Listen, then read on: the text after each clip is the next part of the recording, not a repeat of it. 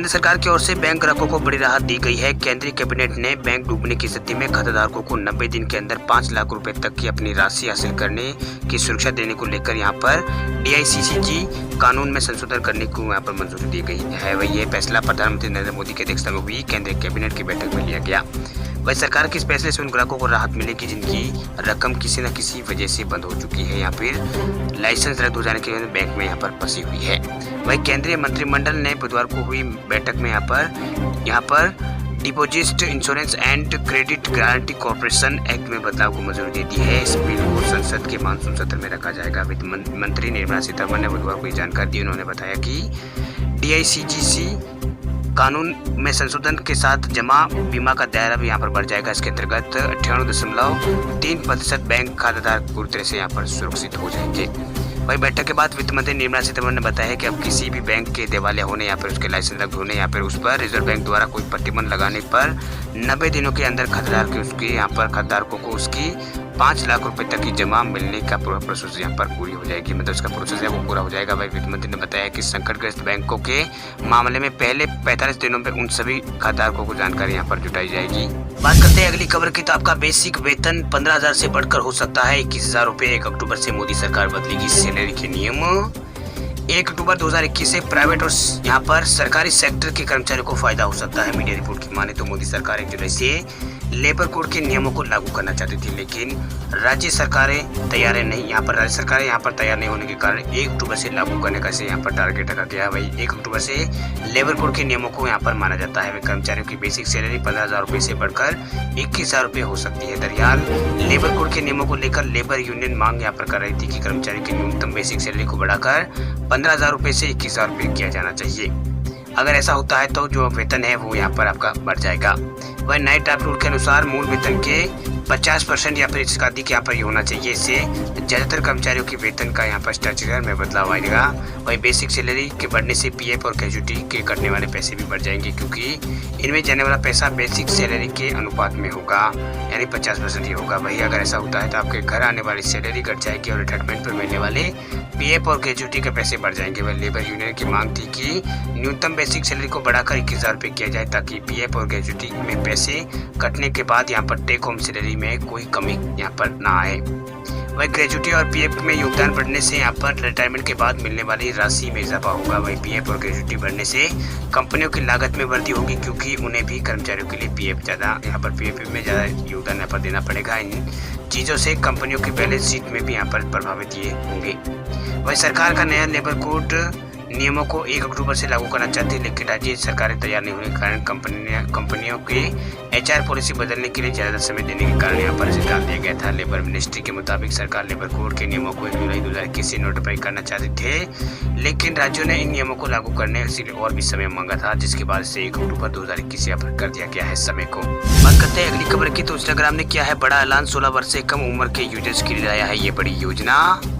Instagram का हमेशा ही प्रयास होता है कि वे कम आयु के उपयोगकर्ताओं के लिए सोशल मीडिया प्लेटफॉर्म को सुरक्षित बनाए। वही फेसबुक अधिकृत ऐप ने घोषणा की है कि जिन उपयोगकर्ताओं की उम्र 16 से कम है उनका खाता अब सार्वजनिक नहीं होगा।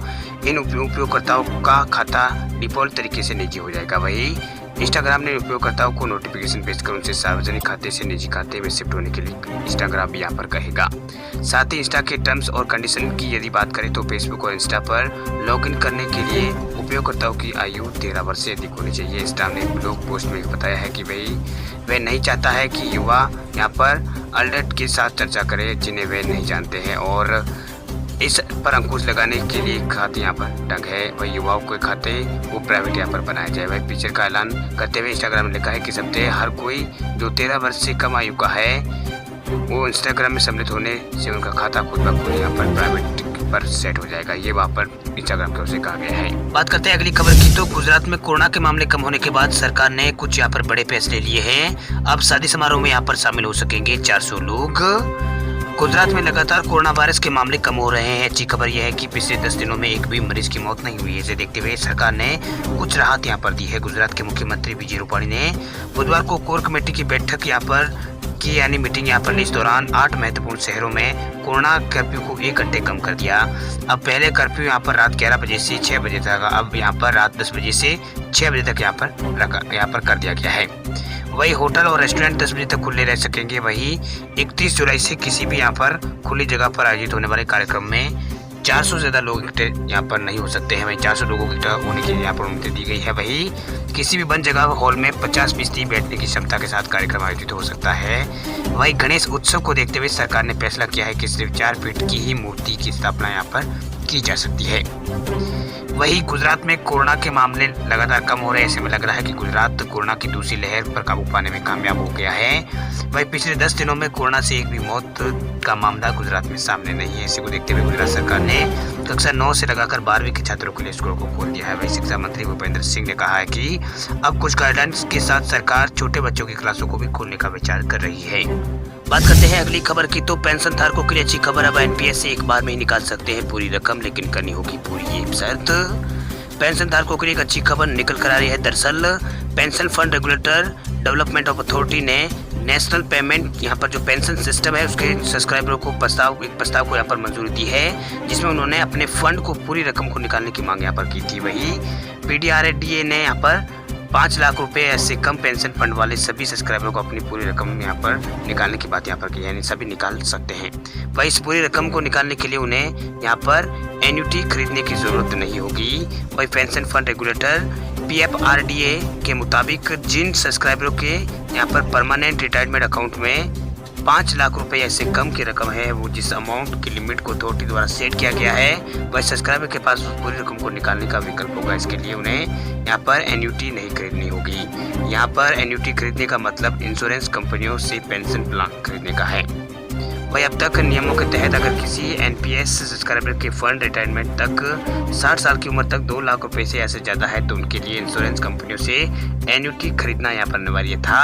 वही सब्सक्राइबरों के पास लमसम यहाँ पर 60% तक की रकम निकालने की अनुमति यहाँ पर होती है, लेकिन इसके लिए अनिवार्यता यहाँ पर होती थी कि वे बाकी बचे 40% रकम को एन्युटी से खरीदे। बात करते हैं अगली खबर की, तो झारखंड की हेमंत सोरेन सरकार ने परिवहन सेवा शुल्क के तौर पर विभिन्न कार्यों के लिए वसूल की जाने वाली राशि को बढ़ाने का फैसला यहाँ पर किया है। इस प्रस्ताव को सरकार ने स्वीकृति भी प्रदान कर दी है। वही परिवहन विभाग के इस प्रस्ताव से सरकार के खजाने में 200 करोड़ रुपए से अधिक राशि यहाँ पर आएगी। हालांकि आम लोगों की जेब पर जरूर यहाँ पर बोझ पड़ेगा, यानी जेब कटेगी। वही 8 वर्षों के बाद सेवा शुल्क में बढ़ोतरी की गई है और कुछ मामलों में ये 2 गुने से भी अधिक यहाँ पर है। वही इस प्रकार ड्राइविंग लाइसेंस बनवाने से लेकर वाहन के लिए परमिट लेने तक आम लोगों को पहले से कई अधिक राशि यहाँ पर खर्च करनी पड़ सकती है। वैसे सरकार ने इसके साथ ही स्टाम्प सरचार्ज ड्यूटी में बढ़ोतरी का प्रस्ताव को भी यहाँ पर स्वीकृति प्रदान कर दी है। विभिन्न प्रकार के स्टाम्प ड्यूटी बढ़ाने से सरकार के खाते में 200 करोड़ रुपए से अधिक की राशि यहाँ पर आने का आमदनी होने का अनुमान यहाँ पर लगाया गया। हालांकि इसके साथ ही राज्य सरकार ने विभिन्न विलेखों के लिए पूर्व में निर्धारित 110% अतिरिक्त मुद्रित शुल्क की वसूली को बंद करने का निर्णय भी यहाँ पर लिया है। वही नई व्यवस्था में ब्रांड पेपर के लिए न्यूनतम 100 रुपये और 200 रुपये तक का भुगतान आपको यहाँ पर करना होगा।